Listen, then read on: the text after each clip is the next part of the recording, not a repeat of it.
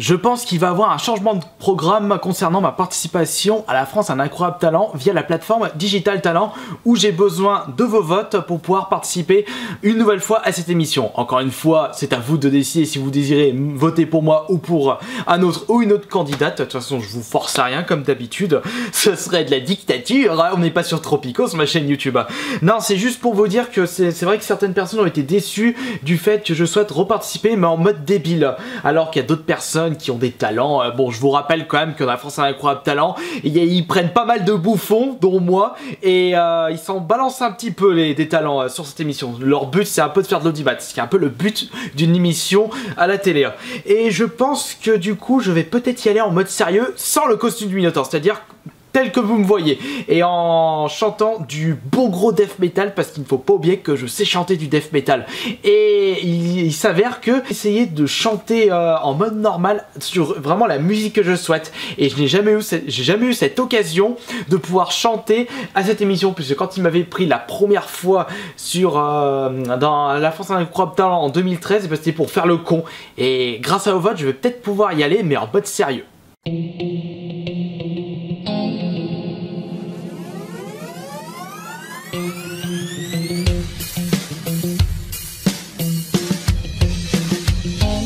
Enfin bon, ça c'était une petite aparté hors YouTube, et d'ailleurs si vous désirez continuer à voter et à me soutenir pour cette compétition, le lien de mon profil Digital Talent est dans la description de cette vidéo. Je vais y arriver.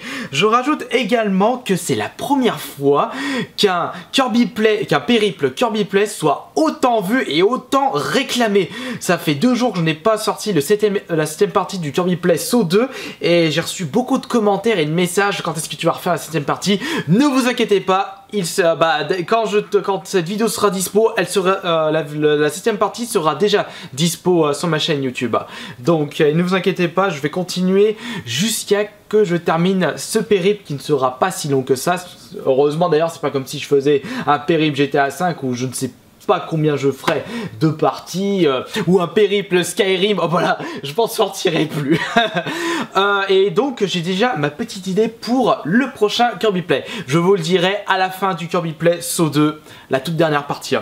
Donc et cette semaine, eh bien c'est vraiment pas fameux puisqu'il n'y a que 7 jeux à vous présenter. Si, il y a aussi autre chose. Je l'ai laissé là-bas dans son carton. Nickel, tiens, j'ouvre le chat en même temps, il est enfermé dehors le pauvre. Allez, rentre toi. Vas-y, rentre. Voilà, bien toi.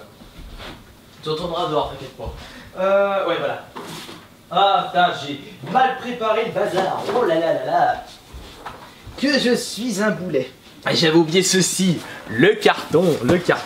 Alors, on va commencer par vous montrer les jeux PS4. Oui, en effet, j'ai trouvé 3 jeux PS4 au vide-grenier pour la modique somme de 34 € les 3. Oui, je sais, je n'ai pas encore de PS4, mais je vous l'ai déjà dit, je vous l'ai déjà annoncé, je vais acheter cette PS4 cette année. Puisque là, il y a quel jeu qui m'intéresse? Bah, il va y avoir des jeux qui vont arriver plus tard. Mais de toute façon, j'attends une superbe promo pour acheter cette PS4 et je vais l'avoir. Il faut aussi également que je travaille cette respiration parce que ça en énerve plus d'un. On va y arriver. 2 super jeux, non, voire 3 super jeux. Je ne sais pas si vous avez déjà joué et terminé ce fameux Watch Dogs. Putain, le CD est en train de se balader dans la jaquette. Putain, j'ai même pas vérifié si c'est bien vraiment des jeux PS4. Parce qu'on peut s'attendre à des jeux PS3 pour Evil Within ou Watch Dogs qui sont également sortis sur la PS3. Je vais tout de suite faire la vérification parce que j'ai acheté ça un peu en aveugle. Enfin en aveugle, j'avais quand même regardé si le jeu était dedans, s'il n'y a pas eu une aversion, parce que la femme vendait plein de jeux PS4 pour des prix franchement super abordables, des prix vide-grenier. Des superbes affaires, puisque ce Evil Within et Bloodborne, je les ai achetés 25 € les deux. 2 super jeux à 25 €. C'est même pas le prix. Non, quoique celui-là il a baissé. Hein. Peut-être pas l'édition limitée. Mais pour l'édition limitée, tu parles, il y a juste un misérable bouquin dedans, t'appelles ça un collector. Enfin non, c'est l'édition limitée. Et Bloodborne, il est plus de 25 € sur internet. Franchement, Celui-là, mon frère il va être content quand je vais commencer à y jouer et je vais tellement rager dessus qu'il va se pisser dessus quand il va m'entendre. Ah, t'y arrives pas, tiens, les voici les jeux les plus durs, allez, prends-en de la graine. Je le vois tout de suite venir à 1000 bornes ce fameux Johan. Mais je pense que celui-ci, quand j'aurai une meilleure connexion internet, eh bien ce sera en Twitch complet. Et je ferai plus tard Dark Souls 2 également. Alors 25 € les deux là. Et celui-ci je l'ai acheté 9 € à un autre stand. D'ailleurs c'était une personne que j'avais déjà rencontré en vide-grenier une semaine avant qui le vendait 12 ou 14 €, je me souviens plus, et j'ai réussi à l'avoir pour 9 €. Elle le vendait à 10 €, j'ai réussi à le faire baisser de 1 €. 1 €, c'est toujours ça, c'est le prix d'une flûte selon votre boulangerie, ou peut-être le prix d'une baguette si votre boulangerie est ultra chère. Bon, on va continuer avec le petit jeu Xbox 360, l'unique achat du vide-grenier de dimanche dernier. D'ailleurs, il y a un gros vide-grenier ce dimanche, je vais y aller. Et comme d'habitude, en plus ce sera près de chez moi. Si vous voulez savoir quel est le nom de cette ville, eh bien juste un gros indice, le personnage de Street Fighter, Ryu. Alors donc le jeu acheté au vide-grenier de la semaine dernière, le problème c'est qu'il a plu pas mal. Pas comme vache typiste comme je le disais, mais assez pour qu'il n'y ait peu d'exposants. Je l'ai acheté pour 2 ou 3 € Bayonetta, je me souviens plus. Et ça c'est un excellent beat'em all que mon frangin me recommande fortement. Après c'est vrai que beaucoup de personnes me réclament, enfin plutôt me conseillent fortement d'acheter Bayonetta 2 sur la Wii U, qui est une vraie exclue de la Wii U. Problème, il faudra peut-être que je commence par jouer au 1 avant d'acheter le 2. Après si je trouve le 2 pour pas cher, eh ben je le prendrai. Maintenant, le reste des achats, ce sont que du rétro. Cool. Il est vrai que c'est super compliqué de trouver du rétro, c'est de plus en plus dur. Puisque ça intéresse de plus en plus de monde et ça intéresse surtout de plus en plus de revendeurs. Alors, les 3 jeux Mega Drive. D'ailleurs, j'ai pas fait la vérification, on va la faire tout de suite. Parce que c'est par rapport à ces 2 jeux-là. Flashback et Olympic Gold. Je sais pas, je me souvenais plus si je les possédais, mais le temps que je réfléchisse, il serait déjà parti dans le vide-grenier. Puisque des jeux rétro, comme je disais, ça part tout de suite. Je les ai achetés 7 € les 3 jeux à Mega Drive, ainsi que Fatal Fury. Regardez, Fatal Fury, je sais que je le possédais déjà. Il est ici. En version Jap. Oh, par contre, le mien, il est en... Ouh, putain, j'étais content, mais ça fait un beau moment que je l'avais acheté, celui-là. Il est en très bon état. Ça, c'est pour le Fatal Fury. Voyons voir si je possède Flashback et Olympic Gold. Le Flashback, je crois que je dois le posséder. Ah bah oui, il est là. Il est là, le Flashback. Ah, petit problème. Je vérifierai lequel est en meilleur état. Et l'autre, je le passerai à un de mes frères ou un échange. Et ensuite, le deuxième, c'est Olympic Gold. Voyons voir si je le possède. Mais je pense pas que je le possède. Parce que Olympic Gold, les Jeux Olympiques... Ouais, ça... Comme je le dis toujours, même si un jeu rétro, vous avez un doute si vous le possédez ou pas, s'il est vendu à 1 ou 2, voire 3 €, vous pouvez prendre le risque. Sauf si c'est un jeu de foot, bien sûr.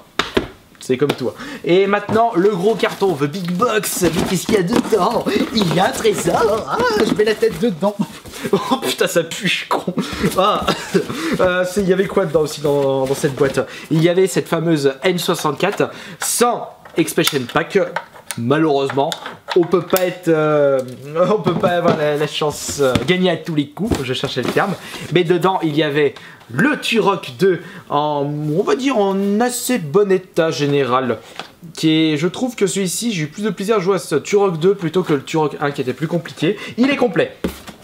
Mais je crois que le Turok 2, je sais pas si je le possède. Non, je possède même pas la cartouche parce que il y a une particularité sur ce jeu. La cartouche est noire, noire extra. Et une cartouche noire, sur les 64, il ne doit pas en avoir d'autres. Il existe plusieurs cartouches qui ne sont pas de couleur grise, la couleur de base de N64. Je pense par exemple à Majora Mask qui est doré. On a également le Pokémon Stadium 2, argenté et or, en rapport avec les versions or et argent. Et en termes de couleur, N64, on n'est pas si gâté que ça en Europe. Je sais que les Américains et Japonais... Les Américains, ça après avoir regardé beaucoup les vidéos de Nintendo, il présentait sa collection N64 quand il rangeait ses jeux dans les boîtes. Et je remarquais que par exemple Sarge Army, je crois que ça s'appelait comme ça, Army Men, Sarge Army Men, et bien le jeu était de couleur verte, d'après mes souvenirs. si au moins elle flanche pas. Bon, voilà. Peut-être une petite vidéo, les jeux qui ne sont pas de même couleur, ça peut être pas mal. Là-dedans, nous avons également 2 manettes. Ah, ça va. Il y en a une qui est un petit peu usée, l'autre qui est au niveau du joystick et il y a très peu de jeux. Par contre, elle est crade, faut que je passe un coup de cercle, un coup de Swiffer. Non, c'est pour la poussière le Swiffer, plutôt un coup de lingette. Et on avait aussi également GoldenEye et une carte mémoire jaune que je dirais non officielle, parce qu'elle est officielle, elle n'a pas marqué 256K dessus.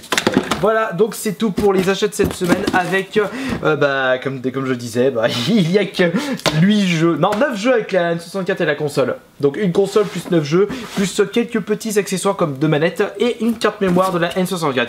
Mais quand même, c'est super d'avoir trouvé 3 jeux PS4 pour seulement 34 € et tout de suite et surtout des super jeux. Evil Within, mon coup de cœur de l'année dernière. Le Watch Dogs, je vais pouvoir enfin le tester. Il y a beaucoup qui disent que c'est un bon GTA-like. Bon, il y en a qui disent qu'il est assez buggé. Peut-être que depuis le temps qu'il est sorti, eh bien il y a eu pas mal de patchs et du coup il serait moins buggé. C'est toujours comme ça je pense avec Ubisoft, faut jamais acheter les jeux dès leur sortie, faut attendre 1-2 ans qu'ils fassent vite fait les patchs, enfin qu'ils les fassent correctement surtout pour éviter que nous joueurs on se retrouve avec des jeux buggés à mort parce que c'est une honte, ça c'est une honte. Si tu travailles bâclé c'est du foutage de gueule.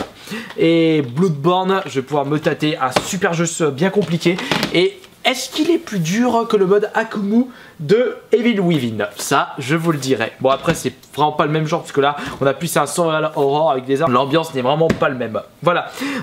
Merci beaucoup d'avoir visionné ce nouvel épisode des achats hebdo. Merci beaucoup une nouvelle fois de me soutenir sur ma chaîne YouTube.